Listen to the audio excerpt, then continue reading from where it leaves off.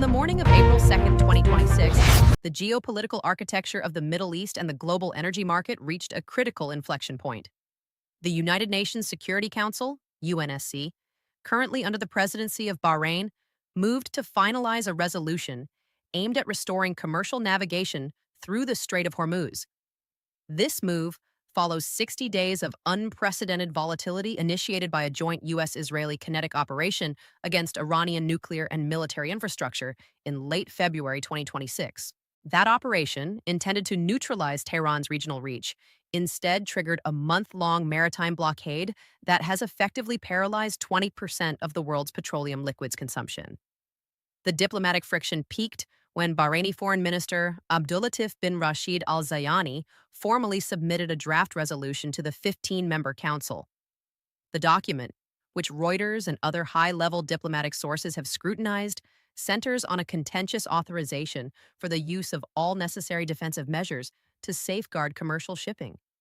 While the language was softened, removing explicit references to binding enforcement to placate Moscow and Beijing, the core mandate remains clear: a multinational legal framework to project military force within the territorial waters and international lanes of the strait. The procedural maneuvers within the UNSC highlight a deepening chasm between the Western Arab coalition and the Eurasian bloc. On Thursday, the resolution was placed under a silence procedure, a diplomatic mechanism where a draft is considered adopted if no member raises an objection within a set time frame. However, that silence was shattered by a trifecta of opposition: China, Russia, and France. China's permanent representative to the UN, Fu Cong, delivered a stinging rebuke of the draft, signaling Beijing's refusal to grant a blank check for military action. Ambassador Fu stated unequivocally that the resolution would legitimize the illegal and indiscriminate use of force, which will inevitably lead to a further escalation of the situation and cause serious consequences. This position is not merely rhetorical.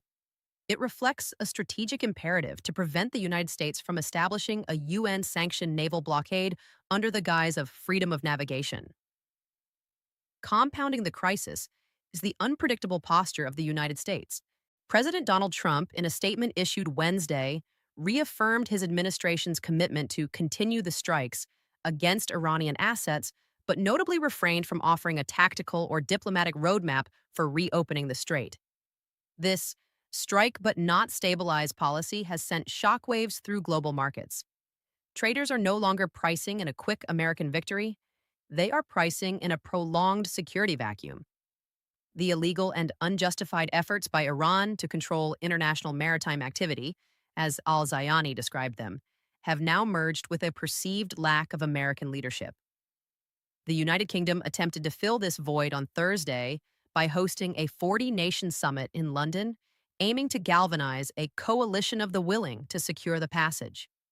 Yet without a UN mandate or a clear U.S. commitment to the role of global policeman, the initiative remains strategically adrift.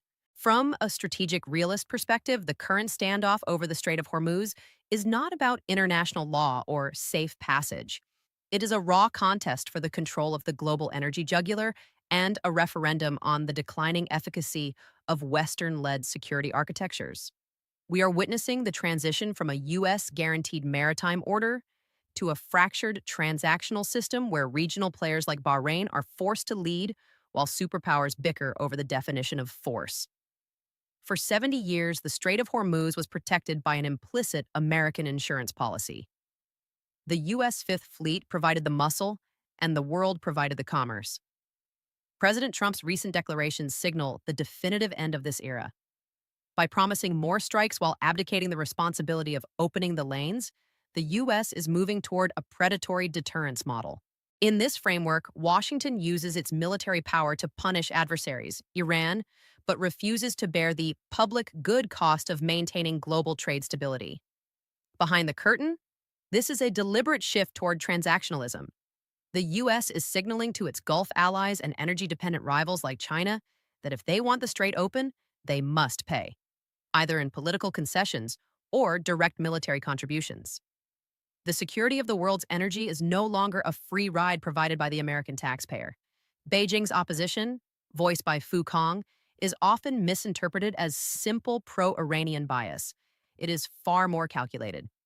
China is currently the world's largest importer of crude oil, much of it flowing through Hormuz. One would expect China to support any measure to open the strait. However, Beijing views the phrase, all necessary defensive measures, as a Trojan horse. If China allows a UN-sanctioned defensive force in Hormuz today, it sets a precedent that could be used against Chinese interests in the South China Sea or the Taiwan Strait tomorrow. Beijing is willing to endure high energy prices in the short term to prevent the legitimization of Western military interventions in sovereign waters. For China, the risk of a legalized U.S. naval hegemony is greater than the risk of a temporary Iranian blockade. The phrasing of the Bahraini Resolution is a masterclass in strategic ambiguity. In military parlance, defensive measures often include preemptive neutralization. If a ship detects a threat, it can strike first to defend itself. By pushing for this language, the Bahrain US-UK axis is attempting to bypass the traditional UN restriction on offensive warfare. The realist take, this is a move to privatize the war. By authorizing defensive measures for commercial shipping, the UN would effectively be granting private security firms and national navies the right to engage Iranian assets without a formal declaration of war. It creates a gray zone of permanent low-intensity conflict that serves Western interests while avoiding the political fallout of a full-scale invasion. Bahrain's role as the sponsor of the resolution is significant. As the host of the U.S. Fifth Fleet and a nation with a deep existential rivalry with Tehran, Manama is acting as the diplomatic vanguard for the broader Sunni Arab world. The fact that the Arab League has unified behind this resolution suggests that the Abraham Accords era has matured into a functional security bloc. The core shift. The Arab states have realized that the U.S. umbrella is leaking. By leading the UN charge, they are attempting to multilateralize their security.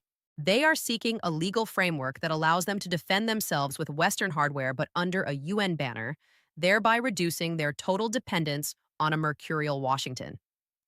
Moscow's break of the silence procedure serves two goals. First, it maintains its alliance of convenience with Iran, ensuring Tehran remains a potent thorn in the side of NATO. Second, every day the Strait of Hormuz remains closed or contested, Russian Urals crude becomes more valuable. Russia is the primary beneficiary of a Middle Eastern maritime crisis. By blocking the resolution, Russia ensures that the risk premium on oil remains high, funding its own strategic objectives elsewhere. We are seeing a return to the tanker war of the 1980s, but with a critical difference: the absence of a dominant, stabilizing superpower. In 1988, Operation Praying Mantis saw the U.S. Navy decimate the Iranian fleet in a single day to ensure passage. In 2026, the complexity of drone swarms, hypersonic anti-ship missiles, and a multipolar UN Security Council makes such a clean resolution impossible. The most likely outcome of a failed or vetoed resolution is a de facto partition of the strait. We may see a Western safe lane, protected by a UK-US-French coalition, and an Eastern lane where Chinese and Russian vessels negotiate their own passage with Tehran. The global commons are being carved into spheres of influence. The Saturday vote is a litmus test for the UN's relevance in the 21st century. If the resolution passes, we enter an era of authorized maritime contention.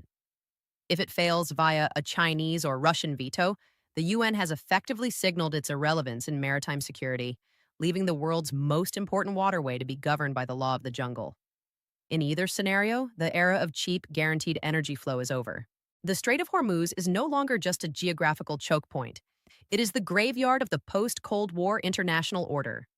As the sun sets on the East River today, the diplomats in the Green Room are not just debating a resolution. They are debating the future of global sovereignty. For the senior analyst, the conclusion is inescapable. Power is migrating from the halls of the UN to the decks of the destroyers. We will continue to monitor the situation as the Saturday morning vote approaches. This is Global Report, where we see the world as it is, not as we wish it to be.